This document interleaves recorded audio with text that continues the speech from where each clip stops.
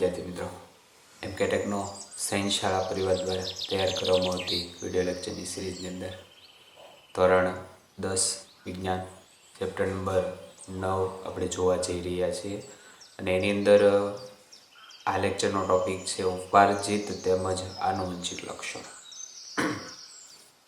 હવે આપણે ચર્ચા કરી ચૂક્યા છીએ કે લિંગી પ્રજનન કરતા સજીવોમાં જનન કોષો વિશિષ્ટ પ્રકારની જનન અધિચ્છ પેશીઓમાં નિર્માણ પામે છે. બરાબર. જો ખોરાકના કે પોષણના કારણે ભમરાના શરીરમાં જીવભારમાં ઘટાડો આવે તો તેમના પ્રજનન કે જનન કોષોના ડીએનએના સંગઠન કે સંયોજનમાં કોઈ અસર પડતી નથી. બરાબર, અસર પડતી નથી. આ ઉપરાંત આમ પોષણના કારણે જો વસ્તીમાં કેટલાક ભમરા ઓછા જીવભારવાળા, બરાબર, એટલે કે પતલા એવું કીધું છે, ઓછા જીવભારવાળા હોય તો પણ તેમના વિકાસ અને વિકાસની સંજ્ઞા આપી શકાતી નથી. તેનું મુખ્ય કારણ આ લક્ષણની આનુવંશિકતા હોતી નથી. દૈહિક પેશીમાં લિંગી કોષોના ડીએનએમાં દાખલ થઈ શકતા નથી. કોઈ વ્યક્તિના જીવનકાળમાં પ્રાપ્ત કરેલ અનુભવ જનીન કોષના ડીએનએમાં કોઈ પણ તફાવત લાવી શકતો નથી. એટલા માટે જ આને પણ જૈવ ઉદ્વિકાસ કહી શકાય નહીં. હવે જો સમજો કે ભાઈ સીધી અને સાદી વાત છે જે તમને કીધી છે, પણ એક એક શબ્દ જો જોવા જશો તો અટવાઈ જાઓ. બરાબર, સમજવા એક એક વસ્તુ જશો તો અટવાઈ જશો. ટૂંકમાં જે શોર્ટ એન્ડ સ્વીટ છે હું તમને અહીંયા કહું છું કે ભાઈ જે તમને અહીંયા કીધું છે કે ભાઈ લિંગી પ્રજનન કરનારા સજીવોમાં જનન કોષો વિશિષ્ટ પ્રકારની જનન અધિચ્છ પેશીમાંથી નિર્માણ પામે છે. એટલે કે અધિચ્છ આપણી શરીરની અંદર આવેલી જે અધિચ્છ પેશી છે એનામાંથી જનન કોષો, એટલે કે જો નર હોય તો શુક્રકોષો, જો માદા હોય તો અંડકોષો, એ બંનેનું નિર્માણ થાય છે. બરાબર, એ વાત આપણે જાણીએ છીએ. જો ખોરાક કે પોષણના કારણે એમાં કોઈ ફેરફાર થયો હોય, બરાબર, જીવભારમાં ઘટાડો, ત્રીજો કેસ આપણે ભમરાવાળો જોયો, જેની અંદર શું થતું હતું કે ભમરા છે ઓછું ખાવાને લીધે એના શરીર છે એ નાના થઈ ગયા હતા. બરાબર, પણ એની લીધે એના કોઈ ડીએનએમાં ફેરફાર નથી થતો. બરાબર, જનન કોષોના સંગઠનમાં કોઈ અસર પડતી નથી. પોષણના કારણે વસ્તીમાં કેટલાક ભમરા ઓછા જીવભારવાળા હોય તો પણ વિકાસની સંજ્ઞા આપી શકતા નથી. તેનું મુખ્ય કારણ આ લક્ષણની આનુવંશિકતા હોતી નથી. દૈહિક પેશીઓમાં લિંગી કોષોના ડીએનએમાં દાખલ થઈ શકતા નથી. આ દૈહિક કોષોમાં થયેલો કોઈ બી ફેરફાર છે ને, બરાબર, એ લિંગી કોષોમાં દાખલ ન થઈ જાય. બરાબર, કોઈ વ્યક્તિના જીવનકાળ દરમિયાન એને પ્રાપ્ત કરેલા જે અનુભવો છે ને એ જનીન કોષોના ડીએનએમાં કોઈ તફાવત લાવી શકતો નથી. બરાબર, એટલા માટે જ આને પણ જૈવ ઉદ્વિકાસ કહી શકાય. એટલે ત્રીજું લક્ષણ જે ભમરાવાળું હતું એ જૈવ ઉદ્વિકાસ નહોતું, જે પહેલાં જ આપણે વાત કરી દીધી. બરાબર, આવો પ્રાપ્ત કરેલ જે અનુભવ છે, લક્ષણ છે, જૈવ ક્રિયા દ્વારા આગળની પેઢીમાં આનુવંશિક હોતી નથી. બરાબર, આ શબ્દ સમજી લો કે ભાઈ તમે પ્રાપ્ત કરેલા જે અનુભવો છે, તમે પ્રાપ્ત કરેલા ચોક્કસ લક્ષણો છે કે જે તમને વંશ પરંપરાગત નથી મળ્યા, આનુવંશિકતામાં નથી મળ્યા, બરાબર, તો એ આગળની પેઢીમાં આનુવંશિક તમે કરી શકો નહીં. સપોઝ કે એક પ્રયોગ દ્વારા અહીંયા સમજવાની વાત કરી છે કે ભાઈ જો આપણે પૂંછડીવાળા ઉંદરનું સંવર્ધન કરીએ તો તેની આગળની પેઢીની સંતતિ પણ પૂંછડી હશે. બરાબર, એવું આપણે અનુમાન કરી શકીએ. હવે જો આ ઉંદરની પૂંછડીની કેટલીક પેઢીઓ સુધી છે કાપતા રહીએ તો શું આ ઉંદરો દ્વારા પૂંછડી વગરની સંતતિ પ્રાપ્ત થઈ શકે? તેનો જવાબ છે ના. જે સ્વાભાવિક પણ છે, કારણ કે પૂંછડી કપાવાથી જનીન કોષોના જનીન પર કોઈ પ્રભાવ પડતો નથી. જનન કોષોનો જનીન પૂંછડી કપાવાથી નથી બદલાતો. એટલે સપોઝ એમ થાય કે ભાઈ આપણે કોઈ ઉંદરની એક પેઢી લીધી, એની અંદર સપોઝ ઉદાહરણ તો છે જ તે ભાઈ આ ઉંદરને પૂંછડી છે, તેની પછી જન્મતું આગળની પેઢીનું ઉંદર છે એને પૂંછડી હોવાની. પણ આપણે કંઈક એવું કરીએ કે ભાઈ એક પેઢી જન્મી એટલે એની પૂંછડી કાપી નાખી.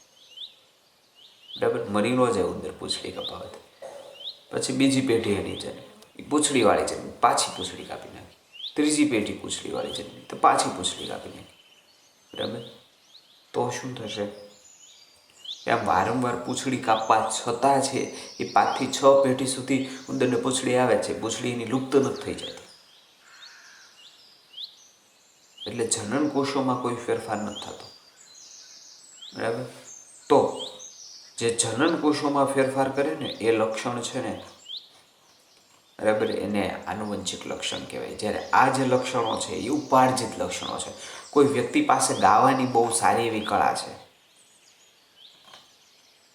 તો વંશ પરંપરાગત શીખ્યા વગર આનુવંશિક રીતે ગાવાની કળા આવે નહીં. બરાબર? કોઈ રમત ગમતની અંદર શ્રેષ્ઠ ખેલાડી છે, તો આનુવંશિક રીતે હા એના જે કાંઈ તેની પછીનું પેઢી છે તો એ વ્યક્તિનું શરીર બહુ સ્ટ્રોંગ છે, બરાબર, તો એ પછીની પેઢીને એ સ્ટ્રોંગ થવાનું છે. બરાબર? ગળું બહુ સારું છે તે પછીની પેઢીની આનુવંશિકતા મળવાની છે. પરંતુ એણે જે હાંસલ કરેલી મહારત છે એ ત્યાર પછીની પેઢીની આનુવંશિકતા નથી મળવાની. એ આખી લાઈફ દરમિયાન જે શીખેલા અનુભવો છે એ અનુભવો એ કોઈકને શીખવાડી શકશે, પણ આનુવંશિકતામાં એ વસ્તુ નહીં મળે. કોઈ પિતાને તરતા આવડે છે, સપોઝ કે લક્ષણ ઉપાર્જિત લક્ષણ કહેવાય. કોઈ વ્યક્તિને તરતા આવડે છે તો એની પછીની પેઢી છે ને એને તરતા એમને શીખવાડ્યા વગર આનુવંશિકતામાં ન આવી જાય.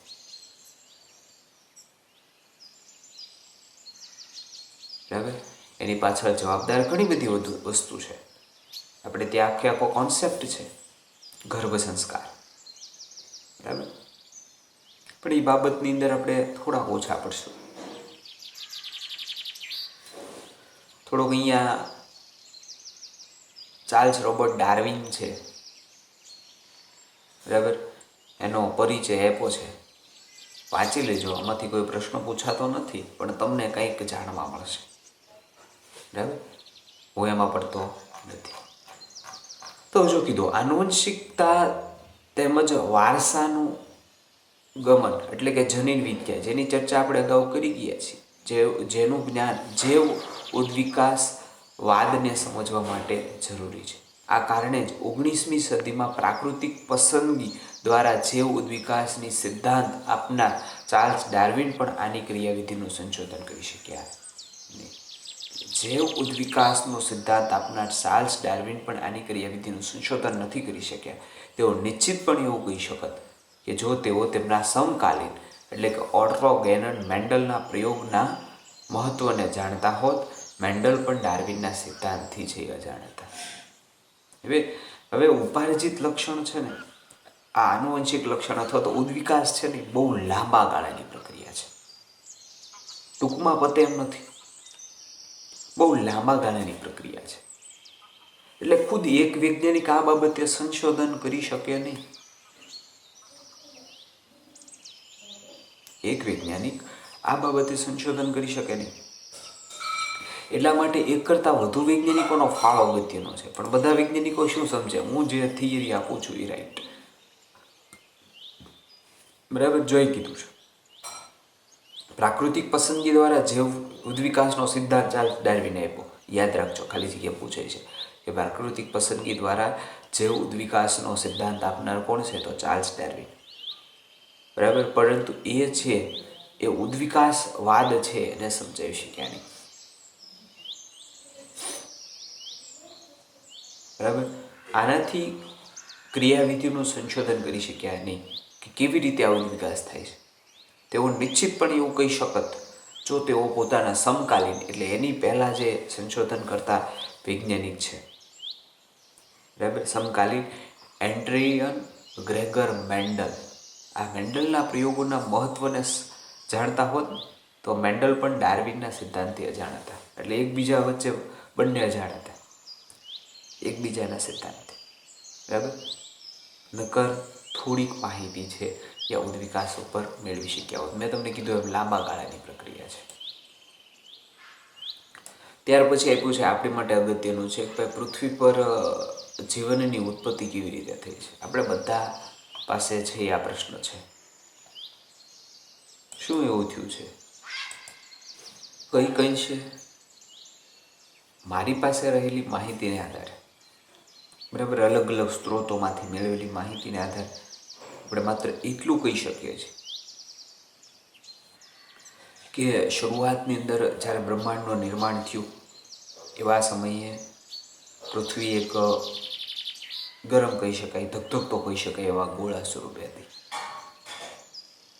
પછી શું થયું કે ભાઈ થોડા સમય દરમિયાન એ ઠંડી પડી, લાંબા ગાળા વર્ષો પતી ગયા પછી, બરાબર, એના છે એ પુરાવા સ્વરૂપે આજે પણ જે ધરતીનો ભૂગર્ભ છે એની અંદર લાવા જોવા મળે છે, ગરમી જોવા મળે છે, જે હજી પણ શાંત નથી. તો ઉપરની સપાટી ઠંડી પડી, બરાબર.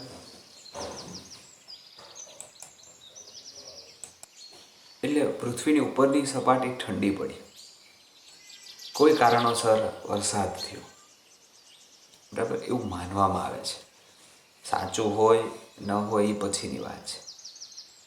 અને સૌ પહેલાં છે એ જળ સૃષ્ટિનું નિર્માણ થયું, જેની અંદર એક કોશી સજીવ તરીકે છે એ નિર્માણ પામેલા અમીબા હોઈ શકે. એક કોશી સજીવમાંથી ધીમે ધીમે વિકાસ થઈ જળચર જે કંઈ સજીવો છે, બરાબર, એનું નિર્માણ થયું. આ જળચર સજીવો, બરાબર, એમાંથી કહી શકાય જે આપણે ઉભયજીવીઓ કહીએ છીએ, મગર છે, બરાબર, કે જે બંનેમાં રહી શકે છે.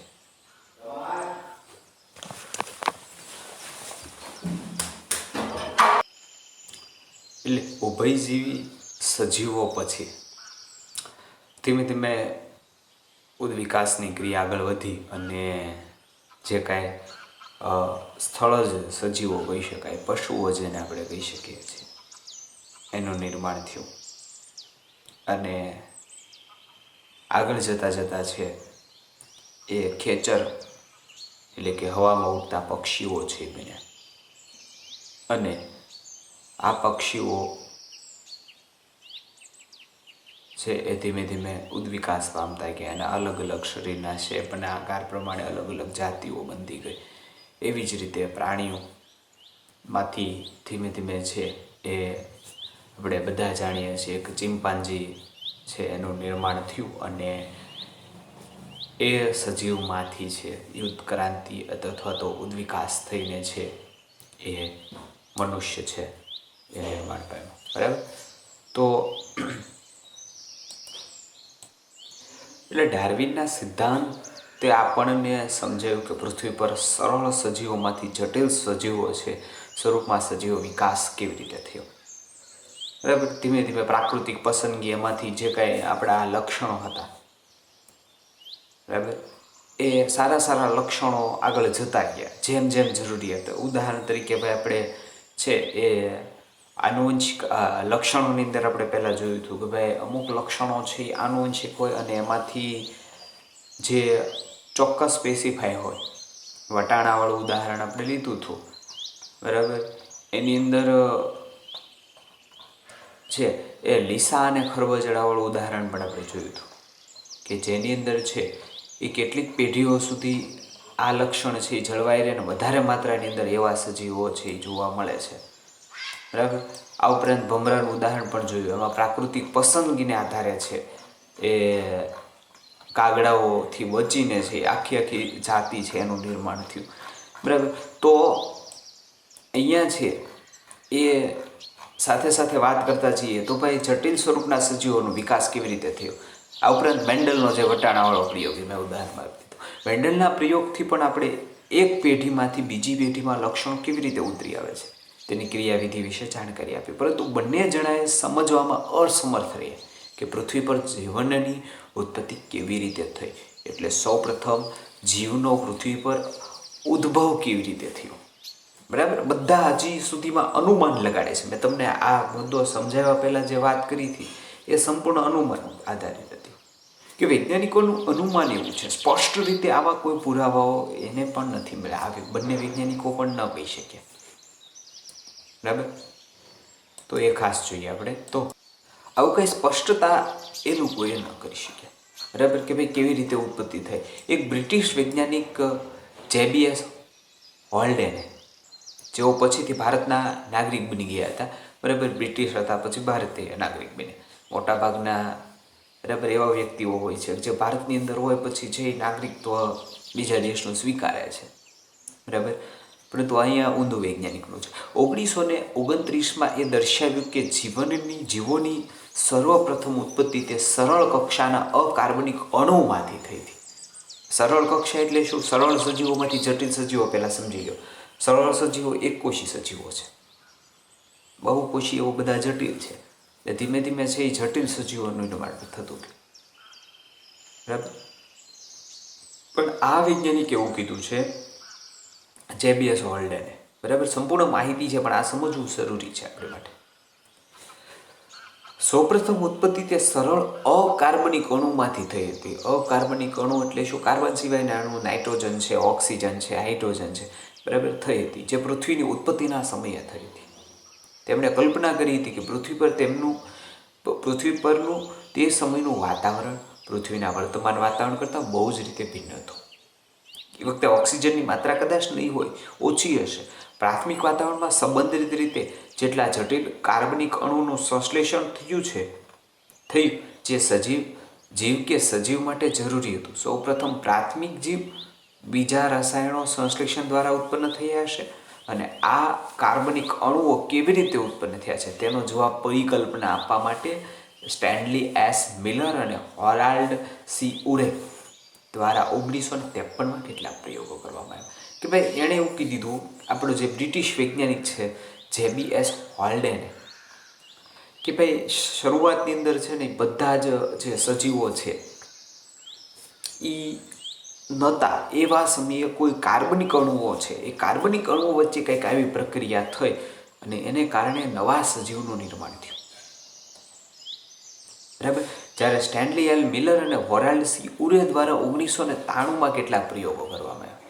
તેઓએ કૃત્રિમ રીતે વાતાવરણનું નિર્માણ કર્યું કે જે પૃથ્વીના નિર્માણ સમયે હતું, જે સંભવતઃ પ્રાથમિક કે પ્રાચીન પૃથ્વીના વાતાવરણના સમાન હતું, એવું કૃત્રિમ રીતે એણે વાતાવરણ બનાવ્યું. તેમાં પ્રયોગમાં એમોનિયા, મિથેન અને હાઇડ્રોજન સલ્ફાઇડના અણુઓ હતા, પરંતુ ઓક્સિજનનો અભાવ હતો, બરાબર. આવું વાતાવરણ એણે ઊભું કર્યું જે સ્ટાર્ટિંગની અંદર પૃથ્વીમાં હતું એવું અનુમાન કરવામાં આવે છે, બરાબર.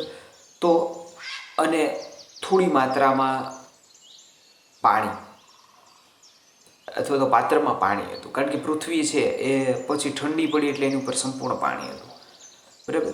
તે મિશ્રણને 100 ડિગ્રીથી પણ ઓછા ટેમ્પરેચરે રાખવામાં આવ્યું હતું, બરાબર. કારણ કે એ જ સિચ્યુએશન ઊભી કરવાની છે જે પૃથ્વીનું નિર્માણ સમય હતી. 1 અઠવાડિયા પછી 15% કાર્બન મિથેનથી સરળ કાર્બનિક સંયોજનોમાં છે એ પરિવર્તન પામ્યું, જેમાં એમિનો એસિડ પણ સમાવેશ થતા હતા. હવે આ એમિનો એસિડ ભેગા થઈને શું બનાવે છે? પ્રોટીનનું નિર્માણ કરે છે, યાદ રાખજો, બરાબર. અને આ પ્રોટીન ભેગા થઈને સજીવનું નિર્માણ કરે છે, એટલે કોષ બનાવે છે, બરાબર. એટલે એણે એવું સિમ્પલી કહી દીધું કે ભાઈ કોઈ અકાર્બનિક સંયોજનો હતા જે પૃથ્વીના નિર્માણ સમયે હતા, જેવા કે મિથેન છે, બરાબર. આ ઉપરાંત હાઇડ્રોજન સલ્ફાઇડ છે, એમોનિયા છે, આવા સંયોજનો છે એ હતા. અને વાતાવરણના ટેમ્પરેચરે અથવા તો પૃથ્વી જે સ્થિતિમાં હતી એ તાપમાને ઓછી માત્રાની અંદર છે એ ઓક્સિજનની હાજરી અને પાણીની હાજરીની અંદર એણે 15 દિવસ, અહીંયા શું કીધું કે ભાઈ 1 અઠવાડિયા સુધી આની આ સિચ્યુએશન રાખી, કોઈ પાત્રની અંદર આવું બધું બનાવ્યું છે. પછી શું થયું? 15% કાર્બન મિથેનથી સરળ કાર્બનિક સંયોજનોમાં પરિવર્તન પામ્યા હતા, જેમાં એમિનો એસિડ હતા. આ એમિનો એસિડ ભેગા થઈને પ્રોટીનનું નિર્માણ કરે છે. એટલે એમિનો એસિડ પ્રોટીનના અણુના બંધારણીય એકમ છે. અને પ્રોટીન બધા ભેગા થઈને શું બને છે? સજીવ છે એનું નિર્માણ થાય છે. તો આ હતું ઉદ્વિકાસ બાબતે જે અગાઉથી વૈજ્ઞાનિકોની રાય છે. ત્યાર પછીનો ટોપિક અહીંયા આપ્યો છે તમને, જાતિ નિર્માણ.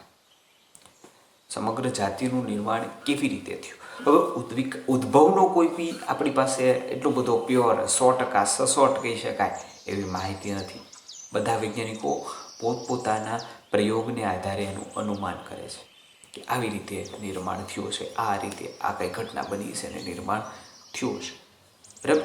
પરંતુ જાતિ નિર્માણના પુરાવાઓ આપણી પાસે છે, બરાબર, કે ભાઈ કોઈ જાતિ સ્પેસિફાઈ જાતિ છે એટલે મનુષ્ય જાતિ છે, તો એ કેવી રીતે નિર્માણ પામે?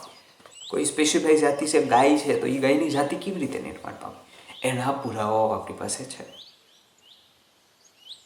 ઉદ્ભવના પુરાવા નથી, બરાબર. એટલે અત્યાર સુધી આપણે જે કંઈ પણ જોયું સમજ્યા તે સૂક્ષ્મ વિકાસનો. તેનો અર્થ એ કે આ પરિવર્તન ખૂબ જ નાના અને મહત્વપૂર્ણ છે, છતાં પણ તે વિશિષ્ટ જાતિની વસ્તીના સામાન્ય લક્ષણોમાં પરિવર્તન લાવે છે. પરંતુ આનાથી તે સમજી શકાતું નથી કે નવી જાતિનો ઉદ્ભવ કેવી રીતે થાય છે. હા, આ ત્યારે કહી શકાય કે જ્યારે ભમરાઓનો આ સમૂહ જેના વિશે આપણે ચર્ચા કરી હતી તેઓ બે ભિન્ન ભિન્ન વસ્તીમાં વહેંચાય છે.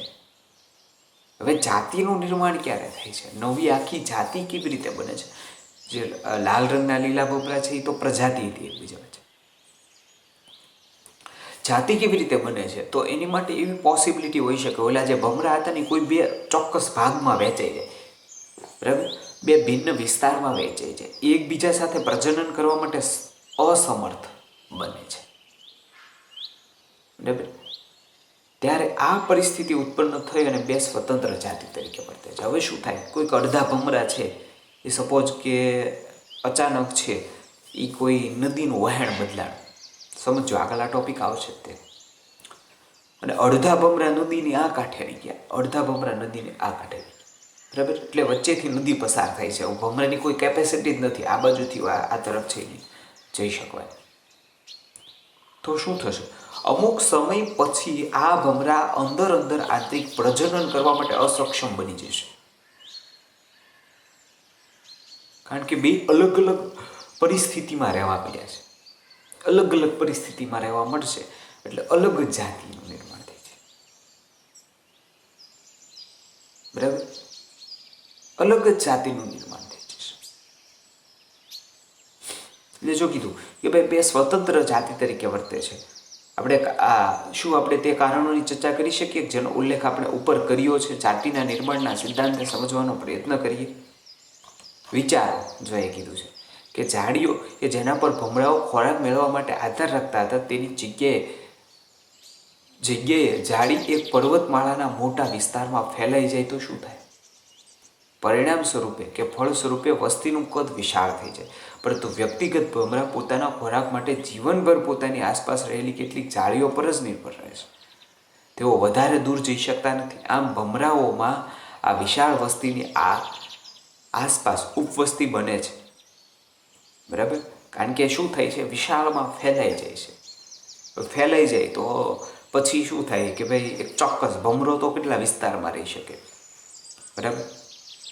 ભમરાઓ વિશાળ વિસ્તારની આસપાસ ઉપવસ્તી બની જાય છે. એક ઝાડ હતું જ્યાં ભમરાની વસ્તી હતી, પછી ફેલાઈ જાય છે તો આખી ઉપવસ્તીઓ બનતી જાય છે ધીમે ધીમે, બરાબર. કારણ કે નર તેમજ માદા ભમરા પ્રજનન માટે જરૂરી છે. આમ પ્રજનન સામ્યતઃ આ ઉપજાતિઓના સભ્યોની વચ્ચે જ દર્શાવાય. જો કે કેટલાક સાહસિક ભમરા એક સ્થાનેથી બીજા સ્થાન પર જઈ શકે, અથવા તો કાગડા એક ભમરાને એક જગ્યાએથી ઉપાડીને નુકસાન પહોંચાડ્યા વગર બીજી જગ્યાએ મૂકી શકે. બંને પરિસ્થિતિમાં બિનપ્રવાસી કે અપ્રવાસી ભમરા સ્થાનિક વસ્તીઓ સાથે જ પ્રજનન કરી શકશે. પરિણામે છે એ શું થાય છે કે ભાઈ પરિણામ સ્વરૂપે અપ્રવાસી ભમરાઓને જે નવી વસ્તીમાં પ્રવેશ થાય છે, આ પ્રકારનો જનીન પ્રવાહ તે વસ્તીઓમાં વહન પામી રહ્યો છે, જે આંશિક રીતે અલગ છે પરંતુ સંપૂર્ણ અલગ હોતી નથી. પરંતુ જો આ પ્રકારની બે ઉપવસ્તીઓમાં મધ્યમાં એક વિશાળ નદી આવી જાય તો બંને વસ્તીઓ વધારે સ્થાયી બની જાય અને બંને વચ્ચે જનીન પ્રવાહનું સ્તર હજી પણ ઘટી જાય.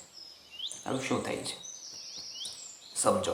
આ શબ્દોને જવા દો, તમારા મેન્ટલ એબિલિટીથી સમજો કે ભાઈ શરૂઆતની અંદર એક ઝાડ ઉપર ભમરા રહેતા હતા, બરાબર. હવે શું થાય છે? ઝાડી ફેલાઈ જાય આખી પર્વતમાળા, ભમરાઓ ફેલાય છે, બરાબર. તો શું થાય? ચોક્કસ પર્ટિક્યુલર વિસ્તારમાં રહેતા ભમરાઓ છે ને એ અંદરો અંદર પ્રજનન કરી શકે, કારણ કે એક ઝાડ ઉપરથી બીજા ઝાડ ઉપર ઓછા ભમરા છે. એટલે જનીન પ્રવાહ થોડોક અલગ પડે. મનુષ્યના ઉદાહરણમાં લઈ લઈએ, ભમરાને સાઈડમાં મૂકી દઈએ તો કદાચ ખ્યાલ તમને આવી શકે કે ભાઈ જોજો, અહીંયા ભારતના લોકો ઘવર્ણી છે, યુરોપની અંદર રહેતા લોકો પોતાના સ્પેસિફાઈ લક્ષણો ધરાવે છે, બરાબર. ચીનમાં રહેતા લોકો આમ નાકવાળા છે, બરાબર. એટલે બધાને પોતપોતાના અલગ લક્ષણો છે. શું કામ? કારણ કે અલગ અલગ વસ્તીમાં રહીએ છીએ, બરાબર. આંતરિક પ્રજનન બહુ ઓછું શક્ય છે, બરાબર. આંતરિક પ્રજનન બહુ ઓછું શક્ય છે, જેના કારણે આ ઘટના બની શકે. પણ કોઈ કારણોસર આખો અમુક વર્ષો પછી માર્ગ તૂટી જાય કે અહીંના લોકો ત્યાં ન જઈ શકે, ત્યાંના લોકો અહીંયા ન આવી શકે, એવી પરિસ્થિતિ ઉત્પન્ન થાય તો અમુક વર્ષો પછી બે અલગ પેઢીઓ થઈ જાય. અત્યારે ઉપજાતિ કહી શકીએ. એમ ભમરામાં શું થયું? એક ઝાડમાંથી સપોઝ કે 10 ઝાડ બન્યા તો 10 ઝાડવાળી 10 ઉપજાતિઓ બની ગઈ. હવે કોઈ કારણોસર, બરાબર, કોઈ સાહસિક ભમરું ઉડીને બીજી જગ્યાએ આવ્યું છે તો શું થાય? અથવા તો કોઈ ભમરાને કાગડા પકડી લે, પછી ખાઈ ન એક પડી જાય ગઈ બીજે, તો ત્યાં બીજે રહેવા બે ગયા ભમરાએ, તો આ જાતિ કરતાં અલગ પડી ગયા, તો એમાં જનીન પ્રવાહ હજી અટકી ગયો. બાકી હતું તો ઓછા પૂરું છે, જ્યાં ગયો હતો ત્યાં છે વચ્ચે નદી નીકળી ગઈ. એટલે એકબીજા સાથે આવો કોન્ટેક્ટ તૂટી ગયો. કોન્ટેક્ટ ન તૂટી ગયો એટલે નવી જાતિ છે બે બની ગઈ, એવું સમજી લેજો. એટલે જનીન પ્રવાહ હજી ઘટી જાય. ઉત્તરોત્તર પેઢીઓમાં આનુવંશિક વિચલન પ્રત્યે ઉપવિસ્તારમાં વિભિન્ન પરિવર્તનોનો સંગ્રહ થઈ જાય છે. ભૌગોલિક પરિસ્થિતિ સ્વરૂપથી ભિન્નતા આ વસ્તીમાં પ્રાકૃતિક પસંદગીની રીત પણ ભિન્ન હોય છે. જેવી ભૌગોલિક સ્થિતિ હોય ને એવો ત્યાંનું શરીર છે એ ભમરાનું બની જાય, એટલે નવી જાતિ બને. કે ભાઈ જે નદીથી દૂર પડ્યા હતા ત્યાં બહુ ઠંડી પડતી હતી, તો એ કંઈક ભમરા અલગ થઈ જશે. ઉદાહરણ તરીકે જો કીધું, એક ઉપવસ્તીની સીમામાં સમડી દ્વારા કાગડાઓ સમાપ્ત થઈ જાય છે, પરંતુ બીજી ઉપવસ્તીમાં ઘટના થતી નથી. જ્યાં કાગડાઓની સંખ્યા ખૂબ વધારે છે, પરિણામ સ્વરૂપે પહેલા સ્થાન પર ભમરાઓનો લીલો રંગની પ્રાકૃતિક પસંદગી થતી, જ્યારે બીજા સ્થાન પર પસંદગી નહીં થાય, બરાબર. શું થાય કે ભાઈ એક જગ્યાએ છે સમડી દ્વારા બધા કાગડાઓને ખાઈ લેવામાં આવે, એટલે કાગડાની સંખ્યા ઘટી ગઈ, તો એની સામે લાલ ભમરાની સંખ્યા વધી જાય, લીલાની નહીં. જ્યારે બીજી જગ્યાએ શું થશે કે ભાઈ લાલ ભમરાને ખાઈ જાય છે અને કાગડાની વસ્તી વધુ છે, તો એવી પરિસ્થિતિની અંદર શું થશે કે ભાઈ લીલા ભમરાઓની સંખ્યામાં ખૂબ જ વધારો થશે, બરાબર. તો શું કીધું? ભમરાઓની આ સ્થાયીતા ઉપવસ્તીઓમાં આનુવંશિક વિચલન તેમજ પ્રાકૃતિક પસંદગીની સંયુક્ત અસરને કારણે પ્રત્યેક વસ્તી એકબીજાથી ભિન્ન બનતી જાય છે. એ પણ સંભવ છે કે અંતમાં આ વસ્તીઓના સભ્યો એકબીજા સાથે મળ્યા પછી પણ આંતર પ્રજનન માટે અસમર્થ બની જાય, બરાબર. આવું શક્ય બને જ છે, બરાબર.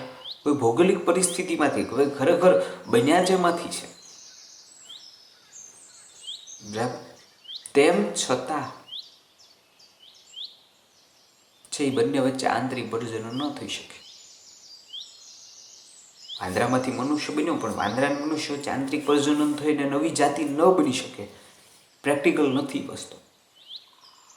કારણ કે એ બંને અલગ અલગ ભૌગોલિક વિસ્તારમાં, એક જંગલમાં રહે છે, ઘરમાં રહેવાનું પસંદ કરવા માંડ્યો છે. એટલા બધા શરીરો અલગ પડી ગયા છે બંનેના કે એકબીજા વચ્ચે છે આંતરિક પ્રજનન શક્ય નથી. એટલે ઘણી બધી રીત છે જેના કારણે આ પરિવર્તન સંભવ બને છે. જો ડીએનએમાં આ પરિવર્તન પ્રાપ્ત છે, કેમ કે રંગસૂત્રની સંખ્યામાં પરિવર્તન છે. હવે શું છે, શું કારણ હોઈ શકે પ્રજનન ન થઈ શકવા પાછળનું? રંગસૂત્રની સંખ્યા, બરાબર. બે વસ્તીઓના સભ્યોમાં પ્રજનન કોષોનું સંમિલન કરવા માટે અસમર્થ હોય, અથવા સંભવ છે કે આવી વિભિન્નતા ઉત્પન્ન થાય, જેમાં લીલા રંગના માદા ભમરા અને લાલ રંગના નર ભમરા સાથે પ્રજનનની ક્ષમતા ગુમાવી દે, કારણ કે રંગસૂત્રની સંખ્યા બદલાઈ ગઈ હોય, બરાબર. એવું કંઈક થઈ શકે, બરાબર. લીલા રંગની પ્રાકૃતિક પસંદગી માટે એક અત્યંત દૃઢ પરિસ્થિતિ છે. જો એની લીલા રંગની માદા ભમરા બીજા સમૂહના લાલ રંગના નર ભમરા સાથે મળે તો તેનો વ્યવહાર એવો થઈ જશે કે તેમની વચ્ચે પ્રજનન ન થઈ શકે. પરિણામે ભમરાઓની નવી જાતિનું નિર્માણ થાય છે. બરાબર. એટલે સંપૂર્ણ લાલ રંગ ને લીલા રંગ આ બે જાતિઓ છે એ ભમરાની અલગ પડી ગઈ. શેને કારણે? આ પ્રાકૃતિક પસંદગીના કારણે. પછી કદાચ લાલ ને લીલા ભમરા ભેગા થશે કોઈ કારણોસર, નદી સુકાઈ જાય પાછા ભેગા થાય, તેમ છતાં બંને વચ્ચે પ્રજનન નહીં થાય, વ્યવહાર એવો થઈ જશે. બરાબર. પછી અજાણ્યા ભમરા થઈ જાય એટલે પ્રજનન શક્ય છે નહીં. બરાબર. ત્યાર પછી ઉદ્વિકાસ અને વર્ગીકરણ, ઇવોલ્યુશન અને ક્લાસિફિકેશન. કેવી રીતે આ ઉદ્વિકાસ પામ્યો ને એને આધારે જાતિનું વર્ગીકરણ છે એ કરવામાં આવ્યું. એ વર્ગીકરણ આપણે છે જોવાનું.